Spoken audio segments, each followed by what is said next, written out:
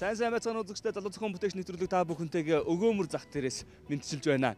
Тэгэхээр яг одоо цэнгэрлэгцээ үд суугаа тээврийн жолооч нар тэр дундаа зийл 130 машины жолооч нар анхаарлаа наашаа хандуулаарай. Учир нь залуу зохион бүтээгч нэвтрүүлэгт оролцож байгаа хөдөлмөрч залуугийн бүтээл хөгжүүлэлтийг би та бүхэндээ танилцуулах гэж байна. Энэ бол Цэранбат зийл 130 машины карбюратор хөдөлгөөрийг борсонг болгож төрөл зарцуулалт, бензин зарцуулалтыг багасгах ийм бүтээл санаагаар оролцож байгаа маань. Тэгэхээр 100 км-т зийл 130 машины иддэг бензинийг 20-30% хэмнэх, багасгах тэрл бүтээл санаагаар оролцож байгаа юм. Жилийн дөрвөн улирлын аль ч өдөр нь хүний хөлөөр үл тасрах өгөөмөр зах. Машины сэлбэг, эданг, дагалдах хэрэгсэл хайсан, сурсан хүмүүс эдний дотор олон ч дээр үеийн Орос зийл 130 машины засварчин Батцэрэнг сургаглах хүмүүс бас ч чамгүй хувийг эзлэнэ. Манай уралдааны эхний шатанд би зийл 130 машиныг аврахаар ирлээ гэж хэлээд шүүгчдийн нүдийг ястайл орой дээр нь гаргаж байсан засварчин залуу өгөөмөр зах дээр төдийгүй Оросын дээр үеийн машиныг өнөөхөр нийлж унаж яваа жолооч нарын хувьд эрэл сурал болсон аргагүй л чухал хүн байсан юм. Яагаад гэвэл тэр хуучны Орос тэрэгний аврагч. Намайг Эрдэнэ чулууны Батцэрэн гэдэг. Би Сэлэнг аймгийн 90 суманд төрсөн. Тэгээд Дархан уул аймагт 10 жил төгсөөд тэгээд хотод орж ирсэн. Хотод орж ирээ техникийн зах дээр энэ машин гэдэг юмтай жинхэнэ утгаараа одоо ноцолдож яалаа. Багтаа бол би их цаг эвддэг л хүүхэд байсан. Баадуудаа цаг юу вэ? Угсраал, буцаагаал, аав ээжтэй ч өчнөө цагны өрөнд орж л байсан. Тэгээд ч багтаа их аавынхаа машиныг их хулгайлж, унж их л явдаг байлаа. Тэгээд 30 гэдэг машинтай ер нь багасаа манай аав чинь тээврийн жолооч, онц тээвэрч хүн байдیں۔ Эрдэнэ чулуун гэдэг. Тэгээд аавынхаа энэ хийж явж исэн энэ манай аав чи их тийм Монголд ер нь нэг номерын л бараг 30-тай байлаа 26 гэсэн даа гэсэн. Дархандаа яраа, улс даяараа сайхан 30-тай. Машин техниктэй сайхан яадаг тийм хүн байсан. Аавгаа дагаад ер нь би техник дээр нь сэтгэлгээтэй болсон. Тэгээд энэ хотод орж ирснээс хойш 30 машиныг бензин идэх талаас нь л жоохон санаа зовж энэ машин бити усчаасаа гэдэг үднээс л би ер нь энэ өөрийнхөө хийж яваа үйл минь одоо ингээ үргэлжлээл явж байна. Энэ миний бүтээл энэ 30 машины мотор V8 хөдөлгөөр дээр энэ карбюраторын ерөөсөө олигтоож тоосорч чаддгүй. Ерөнхийдөө агаартай олигдсон ч гэсэн урсаж ер нь урсгалаар ордог. Одоо тийм мотор юм байгаа. Энийг борсунктай болгож одоо агаар шүүгч, холимгийн алт гээд гард орох материалаараа манай монголоор нийл байгаа одоо энэ борсунк ийм одоо юу одоо бензин ноцоос ийм юмнуудаар ашиглаж энэ хөдөлгөөрийг хүчтэй бензин баг иддэг тийм мотор болгож байгаа. Шүүгчдийн асуусан зарим нэг мэрэгжлийн асуултанд хариулж дөнгөхгүй үедээ би сургууль соёлд явж номын дуу сонсоогүй болохоор таны асуугаад байгаа мэрэгжлийн хэллэгийг юу гэж ойлгохоо мэдэхгүй байна гэд шулуухан хилээ завсаж байсан Батцэрэн ястай л амьдралын туршлага өдөр тутмын уйггүй орлого дундаасаа олж авсан машины тухай мэдлэгээрээ өөрийгөө өвч бүрэн зэвсэглэн уралдаанд орж ирснийг батлах мэт. Шорон зам хаана вэ? 30 л явах ёстой зам юм. Яагаад гэвэл одоо энэ том ачааны тэрэгнүүд байд сайхан ачдаг. Эдгээр нь балансээр доор нэгт хоёрт одоо төрөв мөрөв нь хөлдөх жишээний тий ерөөсөө энэ саяны энэ хүүтэнд л ер нь машинууд мэдэгдлээ шүү дээ. Хүмүүс бүгд л Япон, Солонгос том ачааны тэрэг авлаа. Дандаа л зам дээр хөлдөж өгөх гээл тэгэл дугуугаа шатаагаал хэлээсэн тэгэл 30 хажуугаар сайхан халуун савтай цайгаа хажуудаа тавиал маха өшгөлж идэл сайхан л явж гин. Би тэрийг өөрийнхөө нүдэрээ ч зөндөө харж ирсэн. Багасаа ч үзэж ирсэн. Гол нь одоо миний одоо энэ хийж байгаа үйл одоо Монголын бүх жолооч нарт л арг эртэнж, өөртөнж тий тус нэмэр болоосоо гэдэг үднээс л явж байгаа. Өгөөмөр захын ирээдэл өрсөн чингэлэг дундаас Батцэрэнгийн ажлын байр бидний анхаарлыг ихэд татаж байлаа. Эдэр 9-ийн хүйтэн тачигнсан 1-р сард бид энэ нэвтрүүлгийн зургийг авсан бөгөөд биднийг гадаа ажилласан тэр өдөр хас 30 хэмд авсан хүйтэн өдөр таарсан юм. Ажлын байр нь гадаа, дээрэс нь үргэлж хүйтэн төмөртэй ноцолдох шаардлага гардагч түүнээ огт ажрах шинжгүй. Уралдаанд дэвшүүлсэн шин санаагаа бүтээл болгон хөгжүүлэх ажлаа үргэлжлүүлсээр байгаа Батцэрэнтэй энэ удаа манай уралдааны шүүгч Болбаатар уулзаж бүтээл санаанд нь зөвлөгөө өгөхөөр ирсэн юм. Энэ миний энэ бүтээл бол одоо энэ 30 карветрийг үндсэндээ халж байгаа юм. Их бензэддэг энэ тий сул тал нь бол ерөнхийдөө энэ цилиндэрлөгөө 100% тоосруулж чадахгүй урсгал гол мөрөө аятай урсаж одоо энэ цилиндэрлөг ордог. Энийг одоо авч хаяад тий энэ одоо хэрэггүй. Тэгээ энэ одоо 19 цонд үлдсэн гэдэг тий. Энэ одоо миний энэ бүтээл бол одоо энэ бурсуун гэх юм энэ карветрийн оронд тоос бензинийг сайн 100% тоосруулна гэсэн үг. Агаарын холимгийн хаалт гэж байгаа. Энэ санаатай хоёрын холимгийн хаалт. Энэ санаатай хоёрын бурсунг. Энүүн дээр Excel-ийн шар бурсунг тавьж болно. Тэ? Excel-ийн шар бурсунг тавьж бүр баг бензин иддэг. Миний бүтээл бол одоо эндээс бензин шахагдаад ингэж яваад илүүдлээрээ буцна. Тэ? Ингээд тойрсон маягийн цахилгаанууд одоо энэ дээр холбогдно.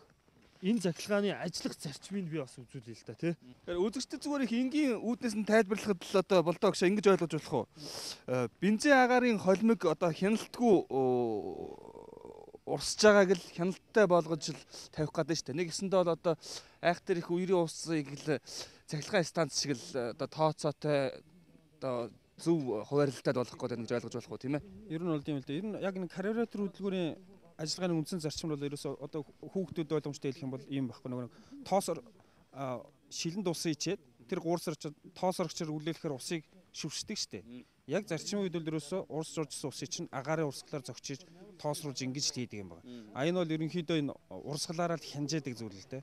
Яг форсунктой болоод ирэхээр ямар давуу талыг өгдөг вэ гэхээр ерөөсөө оролт гаралт хоёр дээр нь даатчиг байгаад энэ хоёрын энэ хоёр даатчиг маань ерөнхийдөө хянаад энэ хяналтынхаа үр дүнд авчиад оролтын орж ирж байгаа агаар болоод түлшний холимгийн хэмжээг дооцлоод тохируулаад өгж идэг л энэ автомат одоо автоматчсан энэ хэрэгслийг л одоо бид нар ер нь бол тэгж ойлгож болно л доо. Ер нь бол энгийнээр хэлэх юм бол энэ туршилт бол ер нь одоо ингээд захилгаантай холбогдож байгаа. Одоо энэ цилиндр дотор яаж орох уу тий? За одоо ингээд одоо энэ зацалт одоо явагдаж байна. Одоо ингэж энэ бол зацалт явагдаад энэ компьютероор хянагдана. Их баг тий. Одоо Т дайчгаараа тий. Их баг яг го мотор халаад ус халаад ирэхээр баг цацагдах жишээ нэ. За ойлгосон. Компьютер нь ямар машины компьютер байх вүлээ? Бацраа. Компьютер одоо санаатай л хоёрын компьютер 50 да. Ерөнхий ивент итгэгч шин бүтээл шилдэг санаа шийдлийг дэмжин хөгжүүлэгч Newcom Group. агаарын холимог байгаа шүү дээ. Энэ дээр ер нь бол даатчигнуудаа ерөнхийдөө яаж барилах вэ? Ер нь бол Одоо энэ форсунктой бол ерөөсөө даатчиггүй л явахгүй тий. За энэ дайчиг энэ байна. Одоо энэ усны дайчиг байна. Одоо энэ компьютер руугаа одоо энэ форсунка хянах тий. Энэ одоо усны тий цамцнууд одоо эндээс ингээд шаланкаар холбогдоод форсунктой машинуудын оролтон дээр нь л одоо зөвхөн түлшин дээр ихээр 3 янзын даатчиг байгаа байхгүй. Нэгдүгээрт одоо даралтай хэмжин, хоёрдугаар температураа хэмжин, гуравдугаарт одоо яг энэ агаар шингэний урсгал байна шүү дээ. Урсгалаа хяндаг байхгүй. Тэгэхгүй болохоор даралт байдаг температур нь байгаа мөртлөө нэг ста зарцуулалт болчихно гэсэн үг шүү дээ. 1 секундэд хэдийн хэмжээний юм урсаад өнгөрж ийнэ гэдгийг хянахгүй болохоор яг цилиндрд орж иж байгаа юугаа доослох боломжгүй болчиход байна. Үнэхээр яг энд шаталт бүрэн явагдахын тулд нөгөө л 15 1-ийн харьцаатай юмг шаталтын холимогоо бий болгож чадахгүй бол тэрийг одоо яндан дээр нь одоо юу яндан мэдрэгч те янда халаагч те тэр тавигдана одоо халуун ус одоо энийг хянахаар энэ компьютер руугаа хянаад ирнэ. Одоо энэ дээр энэ одоо агаарын бас те нормал өргөч те ингээд яа чин ер нь тэр талаас нь бас тий үзэж хараад тий багшийн зөвлөгөөг авнаа. Тий. Бид нар ч одоо нөгөө механикийн сургалтаараа ерөнхийдөө яг энэ машин зэрэгтэй холбоотой хүмүүстэй уулзсан. Тэр үед мэрэгжлийн багш нараас ер нь бол наривчсан зөвлөгөөнүүдийг наривчлж авна. Би бас цахилгааны сургалтаар бас их юм мэдж авсан. Тэгээд транзистор ямар үүрэгтэй вэ? Яа тийм тий. Ингээд ер нь их сурж мэдэх юм өчнөөн байна гэдгийг би бас мэдж авсан. Бацэрэн бүтээлийнхээ 50%-ийг хийж дуусгаад байна. Уралдааны оролцогчдоо чадваржуулах сургалт бүрт хамгийн идэвхтэй оролцож, багш нараас аль болох их мэдлэг авахыг хичээж байгаа түүний энэ чанар нь бүтээлийнх нь хөгжүүлэлтэнд тусгалаа олсоор байна. Зээл 130 машин ч одоо үйлдвэрлэгдэхгүй байгаа тийм ээ? Үйлдвэрлэгдэж байгаа. Үйлдвэрлэгдэж байгаа. Тий. За тэгвэл одоо энэ Жижиг том борсонгийг карбюратор болгох энэ одоо ажлыг Оросд хийсэн болов хийгээгүй юм болов энэ төрөл зарцуулалтан дээр Оросд яагаад анхаардаг юм болов? Өөрөөсөө бас үйлдвэрлэгч орн болохоор бас өөрөөсөө нефттэй болохоор нэг тийм ач холбогдол үүдгүүл манайх ч ингэдэг аахгүй. Хэдэн тонн ачих зориулттай гэд байдаг штэ. 5 тонн л энэ машин ачих хэвээр. Энэ 5 тонн ачих машин 30 л идэх хэвээр. 35 6 л идэх хэвээр. Гэдэг үднээс үйлдвэрээсээ гаргаад ингээд Оросч ингээ явуулчих шүү.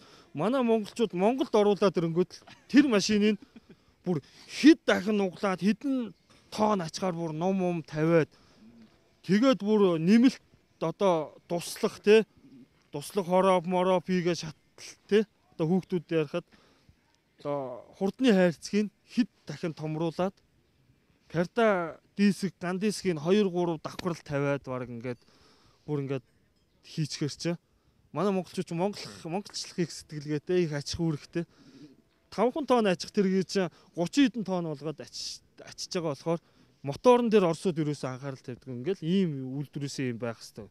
Манай Монголд ороод ирэхээр одоо ингэж бензинийн баг хэдүүлэх биднэрт одоо боломж байна. Ийм том машинуудаар ягаад тэрийг хийх шаардлагагүй нэг яг үүний үед зүгээр карбюратор хөдөлгөөр форсунктай хөдөлгөөрсөн муу юм гэж шууд бас хийж болохгүй л да. Ягаад үнэхээр тэр тохиргоо өнтрийн сайн хийсэн тохиолдолд карбюратор ч гэсэн карбюратороор маш бага хэдүүлээ явуулдаг тийм жолооч нар бол байгаа шүү дээ. Тохиргоогоо маш одоо ялангуяа 30 центр гэхээс илүү 60 центр дээр бол тохиргоогоо сайхан хийгээд ер нь бага дүүсийг явж байгаа тийм хүмүүд байгаа л да. Энд ер нь бол аливаа цаашаа ер нь бол хөгжлийн чиг хандлагын нарийсаад байгаа шинжилтэй юмд ерөөсө дандаа тооцоотой хандаад ирдэг болчихж байгаа байхгүй. Уралдааны 1-р шатны шалгаруулалтын үеэр шүүгчид Бацэрэнгээс заавал яагаад зээл 130 машин гэж дахин асуугаад ч түүний зөрүү занг өөрчилж чадаагүй юм. Гэхдээ л Бацэрэнгийн бүтээл хөгжүүлэлтэд танилцах явцдаа бид түүн шиг ийм л хүн олон хүний амьдралыг залгуулж яваа Орос машины эдлэгийг уртсгаж эдийн засагт нь хэмэлттэй болгож чадах юмаа гэдгийг ойлгож мэдсэн. Зээл 130 машин хамгийн гол нь замг олохгүй явдаг мөртлөө бензин хитдэг. Тэрүүн дээр би бензиний чинь 100 биш юм а гэхэд нэг 80% багасгнаа л гэж жолооч нарт хэлээ да. Тэ? Одоо жолооч нар ч одоо бензин баг идж байгаа бол зам байна, ажил байна, тэ? Хөл юм нээлттэй байна.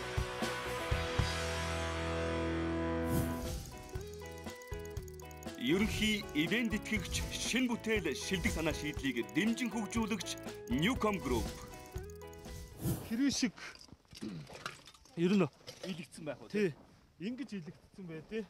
Одоо хуучин явж исэн шатлалтанд ороод явж исэн кришгүүд одоо ингээд савч хөдөлгөө. Тий. Энэ чиглүүлэгч саваад үүрээ идээд энэ цилиндр битүүм жалдаад тэгээ хичнээн ингээд би одоо ингээд борсунг ингээд тавиад дисэрсэн ч 100% дисрэлт болохгүй. Ингээд нэг 50% ингээд хажуугаар нь завсар гараад ийм завсартаа ингээд дисрэлт гараад тэгэхээр энэ машин ямар ч хүчгүй тамиргүй болчихж байгаа. Энэ дээр бас одоо энийг ингэж янзаснаар бас үр ашиг нь бас тодорхой хэмжээний манай монголчууд чинь шинэ кришг авах чадал байхгүй шүү дээ. Шинэ кришг чинь сая 500, 3 сая 500 гэдэг ийм байгаа. Энийг одоо энэ чиглүүлэгч солиод шинэ чиглүүлэгч тавиад үүрийн сайхан эргүүлж тавиад арай урдаад одоо энэ арай ураа арай урдаад тий ингэж одоо энэ утааны энэ калапон хичнээн градус байна. хичнээн градустай тохирсон буузан арай өрөөр одоо арай урдаад градус гаргаад ингээд цаахан шинэ ширхэгчтэй ялгаа байхгүй болгочгоор нөгөө тэр одоо борсонг тавих те одоо миний одоо ажлын ганц энэ ингэсэн байхгүй. Би одоо энэ гэрээ шиг янзлаад одоо бараг 7-8 жил болж байна. Энийг янзласнаар 30 машин 30 тонн ачаад явхад те түлс зарцуулалт нь арай бага байгаа байхгүй юу? Бацэрэнгийн бүтээл механик хийцэгтэй ч гэсэн бүтээлийн хөгжлийн сүүлийн шатанд автоматжуулах хийц нэмэгдээд ороод ирэх тул электроникийн мэргэжилтэй хүнийг багтаа авах зайлшгүй шаардлагатай гişүүгч зөвлөж байлаа. Санаатай хоёр машин дээр их хөвдрөл гарч их юмтай ноцолж ирсэн санаатаан дээр тэгээ жоохон онол тал ерөөсөө байхгүй.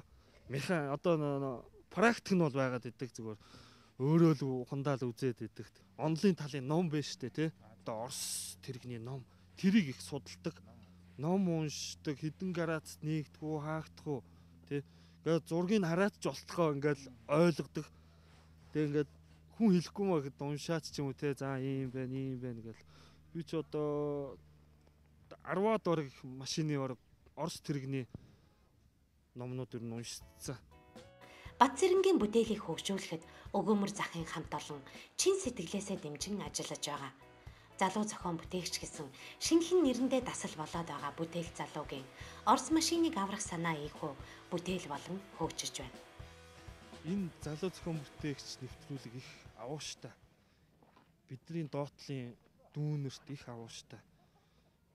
Монголын бүх хүүхдүүд залуу зохион бүтээгчд ороосоо гэж уриалж байна, тэ? Энийгээрээ юу мэдэж амьдралдаа хэрэгжүүлэх хүүхдэд өөртөө итгэлтэй, тэ? Өөрийн гэсэн одоо бүх банднэр, тэ? Эрэгтэй хүүхдүүд чинь бүгд л техник сэтгэлгээтэй байгаасаа адаглал машин замд, тэ? Хөдөө гадаа эвдэрхэд ямар ч хүнээс тусалцаа авахааргүй өөрөөхөө ингээд монголчлоод явчаасаа гэдэг үднээс бас ханддаг нэвтрүүлэг юм байна. Бүх талын мэдээллийг 100% болгодсон юм байна гэдгийг би одоо ах нь одоо хүүхдүүд хандж хэлье те. Ерөнхий ивент тэтгэгч шинэ бүтээл шилдэг санаа шийдлийг дэмжин хөгжүүлэгч Newcom Group. Залуу зохион бүтээгчдийг дэмжигч, үн цэнийг бүтээгч Monnis. Бүтээгч залуусыг дэмжигч, үндэсний шилдэг үйлдвэрлэгч Монгол Базальт компани. Залуу зохион бүтээгчдийн аяллын хөтөж New Жуулчин тур компани. Үндэсний статистикийн хорооноос гаргасан 2012 оны мал тооллогын дүнгээр манай улсын мал сүргийн тоо нийтдээ 40,432.9 мянган тоо толгойд хүрснээс хонин сүргийн тоо 17,908.7 мянгад хүрсэн дүн мэдээ бэ. Энэ тоо мэдээг дахин сануулж байгаагийн учир нь манай уралдааны оролцогч Санжид Хүүгийн хоньны ноос хяргагчийн эрэлт төдий хэмжээгээр их байгааг батлан харуулах гэснээр. Хөдөө орон нутгийн хөдөлмөрчдийн тэр тусмаа малчин өрхийнхний хувьд хоньны ноос хяргах ажил хүндхэн хөдөлмөр тооцогддог. Одоо хүртэл малчид гар аргаар өөрөөр хэлбэл хаачаар ноос хяргасаар байгаа энэ үлийг хөнгөчлөх санааг манай уралдааны оролцогчдод цөөнгүй дэвшүүлж байсны нэгэн Санжид Хүү. Түүний дэвшүүлсэн бүтээлийн давуу тал нь тог цахилгаангүй хөдөө орон нутагт 12 вольтоор ажиллах хүчин чадалтай ноос хяргагч бүтээх санаа байсан юм. Дараагийн бүтээл маань ямар бүтээл байсан бэ? Хярган, Туршин. чи Бид хоёроос чам дээр туршин. чинийхийг бол хяргах боломжгүй юм биш. Хяргуулсан. Чинийх чи үлээ 3 ад 9.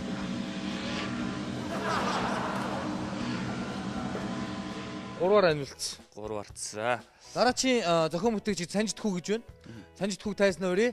Үзэгч та бүхэн, шүүгч та бүхэн зохион бүтээгч Санжид Хүү хон хяргах төхөөрөмжөө танилцуулахаар ирлээ.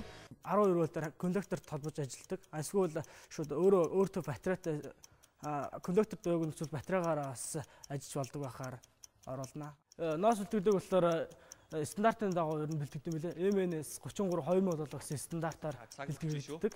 Тэгээд энэ стандартт байруулахын тулд болохоор одоо автомат ажил хийх юм бол уртын ноос нь стандартын дагуу гарна гэж тооцоолж байгаа. За яг анхны шатн дээр тийм эхний шатн дээр болохоор жоохон юу байсан? Сандарсан яг бүтээл тайлбарлах тал дээр. Тэгээд жоохон санал онол яриад шүүгч нартай ингэж ирслээр гайгүй болсон. Одоо бол зүгээр хэлсэн. Тэгээд бүтээл асууж босохтой бол зүгээр асуух хэрэгтэй юм асуусан. Эцэг зүгээр баг стандарт шахах зүйл шүү дээ. Эний 90 чи өөрөө хийхгүй гаднаас авна. Хойд хэсгийг угсарна гэж ярьж байна. Тэгээ өөрөөр хэлбэл байдгийн шийдлийг угсрах гэдэг. Гэхдээ наадах хөрөмж чи одоо Монгол малч давж хэрэглэх юм бол нэлээд үнэтэй авах бах. Манай санжтгүй хийчих юм бол өртөг нь буурах юм болов. Тэгэхээр чи нааш юм байхгүй. Зүгээр л бид нэр өртөг бууруулахын тулд угсарч байгаа л ажил байхгүй. Шин санаа биш, шин шийдэл биш. Өөрөө одоо малын тийм юунд ширхэг зориулаад ингээд угсрах учраас бас илүү одоо давмгай болж өгөх юм бол да. Ширхэг тааруулж эрийг л хийн штэ тийм үү? Тий. Эрийг нь ч авах гээд байгаа штэ. Тэгэхээр уус хойд хэсэг нь ерөөсө хоньны ширхэг тааруулж өөрчлөх хэсэг биш. Зүгээр хойдлын хэсэг бол тэгээ эрэндээ тааруулж хийх цахилгаан хэсэг болох гээд штэ. Ер нь бол яг эндээ угсардаг бол тэгэхээр засвар үйлчлэгийн асуудал биш үү? Үйлчлэгчтэй нэгдгээр яг хэрэгжилж байгаа хүмүүстэй ойртож ирдэг. Магадгүй яг энд хөрсөн дээр ороод ирсний дараа тэрэн дээр тийм ээ. Яг одоо энэ орон нутгийн онцлогийг тохирсон шин шийдлүүдтэй яг нүүр тулж уулзах тийм орчныг бүрдүүлдэг гэдэг утгаараа би бол дэмжиж байна л да. Санжитхүүгийн дэвшүүлсэн санааг ерөнхий шүүгч шин зүйл бишээ гэдэг дээр хатуу байр суурь тависан боловч Болдоотор шүүгч бүтээлдээ шинэлэг шийдэл шингэн Монголын хөрсөнд хөгжүүлэхийг хүсч ногоон гэрлээ дарлаа. Үнэндээ дэлхийн бусад улсад хонь хэргэх үйл аль хэдийн техникийн хөгжлөө дагаад улмал хялбар болсоор байгаа боловч манай орны хувьд эрчим хүчний хязгаарлагдмал байдлаас болоод өнөөг хэрн уламжлалт аргаар ноосоо хэрхсаар байна. Малчтын хүнд хүчээр хөдөлмөрийн нэгэн яах аргагүй хоньны ноос хэргэх ажил байдаг болохоор манай уралдааны олон оролцогч ноос хэргэх төхөөрөмжийн санааг дэвшүүлдэгч тэднээс тун цөөхнө бүтээл болгох эрх авдаг. Харин энэ удаа цаг жахлан шүүгчийн дарах товчлуураас Санжитхүүгийн санаа дараагийн шатанд өрсөлдөх хэсэг нь тодорхой болох юм. Яг 12-оос ч юм 24-өөр ингэ ажилтдаг юм сайхан юм хийжэл харин хэрэглээ байж магадгүй юм шүү. За, Ингээд гэрэл ногоо 12-оор ажилтдаг зөөврийн болох нь шүү дээ тийм ээ. За амжилт хүсье. 2-р шатанд хоньтой амт ирж. тий хонио авчирна шүү дээ тий. Автаа туршил заавал хийн шүү дээ бид нэр. За амжилт хүсье. Анхны юугаар бодоод тэгээ зургаар хийхэд бол их болцоор юм шиг санагдчихсан. Тэгээд яг ингээд ийм деталь ийм бас асуудалтай талаар болохгүй хүндрэлтэй асуудал нэлээд байсан. Тэгээд тэр нэг одоо гаднах корпус ч юм уу тий ийм асуудлыг Монголд үйлдвэрлэдэг тийм газар компани байхгүй учраас бас тэр тал дээр ч бас асуудалтай байгаа. Тэгээд энийг болохоор тэр яг сайн нэг загвар нэг тийм машин асан байгаа. Тэгээд тэрнийхээ юм дээр л тэр гэдэг сойрлууч шийтгэхээр төлөвлөж байгаа. Тэгэхгүй бол яг нэг Монголд үйлдвэрлэх хийх гэхлээр бас боломж төслөө бас жоохон дутагдaltaй болчиход бас болжгүй байна. Хонь хэргэх үйл зөвхөн Монголд байдаг ажил биш. Австрали, Шинэ Зеланд гэх мэт хоньны аж ахуй эрхэлдэг олон оронд хонь хэргадаг. Тэд хайчаар биш тусгай багжаар хонио хэргэх тул энэ ажлаа улам бүр зугаатай болох үүднээс улс бүр хонь хэргэлтийн улсын аврах шалгаруулах тэмцээн зохион байгуулж дэлхийн дээд амжилтуудыг эвдэж байдаг. Тухайлбал өнгөрсөн жилийн дэлхийн дээд амжилтыг нэгэн Шинэ Зеландэр 8 цагт 507 хонь хэргэсэн нь нэг хоньыг хэргэхэд ойролцоогоор 57.6 секунд зарцуулсан амжилтаар тогтоосон байна. Харин манайд хонио хэргахтаа цахилгаан машин биш хайж хэргэлдэг болохоор малчид хэдэн өдрөөр дамнуулан хүн хүчээ нэгтгэж байж хийдэг хүнд хөдөлмөр байсаар.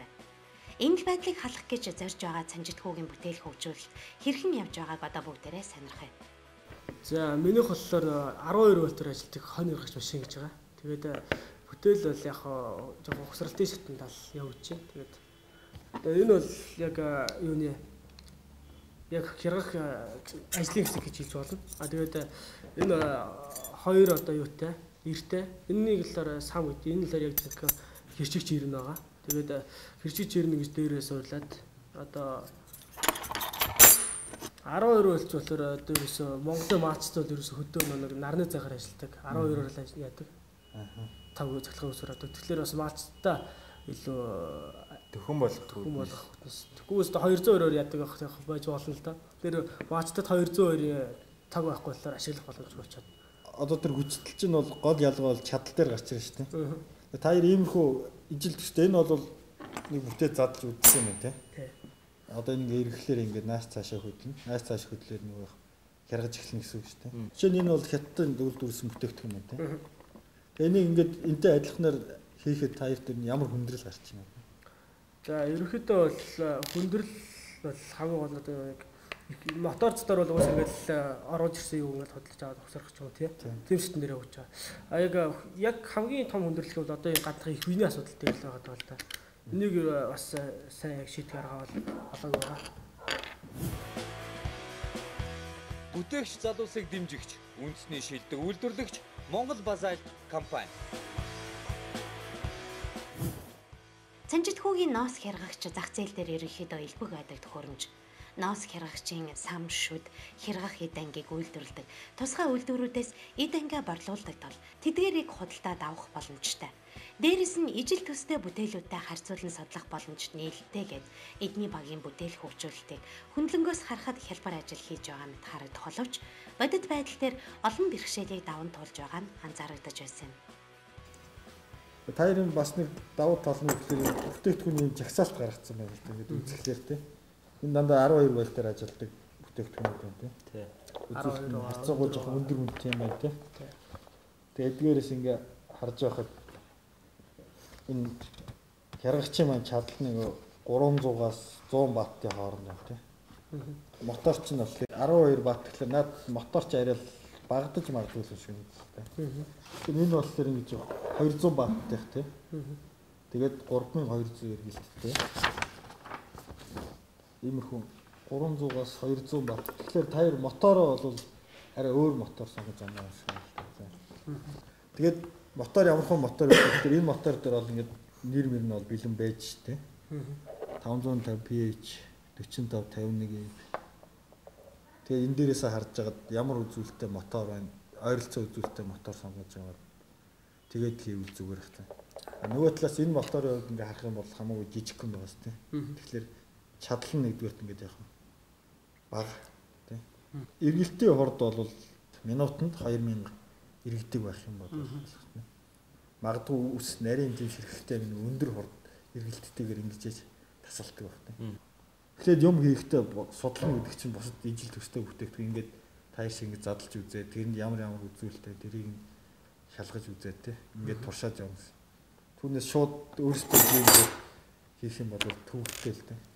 Гэтэ манай Монголд нэг бэрхшээл байдаг ингээд бүх юм гаднаас авдаг, цаг алддаг тал байна тий. Тэгэхээр таяр бүтээлтэй жаахан анхаарал тавиад жаа хурдан ажиллахгүй бол цаг хугацааны хувьд бол товч байна тий. Энэ хятад үйлдвэрсийн ямар хүнтэй гэдэг юм? Би нэг зар тавиад явсан. Тэгээд энэ нэлээр яг тэр хүний яг над зарсан бол 200 мянга гарал гэсэн л дээ. 200 мянга. Тэгээд тэр хүн бас ороод ирж явж байгаа учраас бас тодорхой хэмжээний нэмсэн л баг. Тэгээд яг наагур одоо тэр Бээжин юм уу 90-90-ээр байдгүй гэдэг чил. Бүр цаанаас ороод ирж. Тэгээд одоо ерөнхийдөө монголчууд ингээд ийм машин авч байгаа 10 орчууд ингээд ажилтгийг авлаа гэж хэлж чинь орж ирэхгүй. Тэгээ Монгол ер нь их зарагддаггүй тийм бас хэдэл юм л.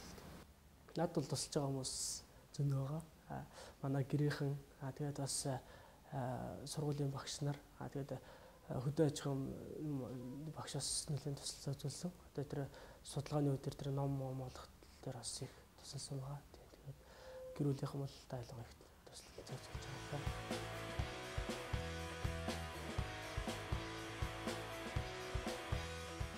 Би болохоор шинжилгээ технологийн сургуулийн хичээлчдийн сургууль сурдаг. Тэгээд үйлдвэрийн процессын одоо бол 3 дугаар курс оюутан байгаа. Тэгээд манайч нэг гоцноо захилгааны хичээл үздэг. Тэгэхээр яг үзсэн хичээлүүдээс бол их хэрэг болж байгаа. Одоо түрүүний тэр алгаар гагнах те. Энийг бол бас юм гэдэг электроник микроэлектроник хичээл байдаг. Тэр хичээл дээр болохоор бас тэр гагнах гэдэг медальт ажил хийдэг. Тэр талаасаа ч юм уу бас яг сурсан үзсэн зүйлүүд одоо тэгэл хэдэн ваттын чадалтай байх яах юм тэр бас тооцоо те. Тэр тал дээр бас нэлээд бас хэрэг болж байгаа шүү.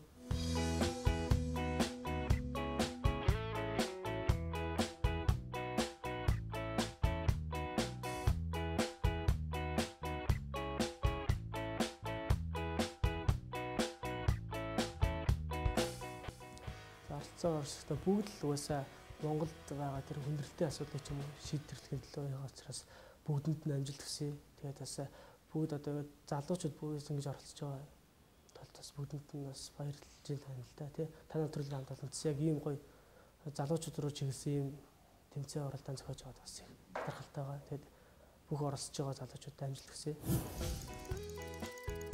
Ерөнхий ивент тэтгэгч, шинэ бүтээл, шилдэг санаа шийдлийг дэмжин хөгжүүлэгч Newcom Group.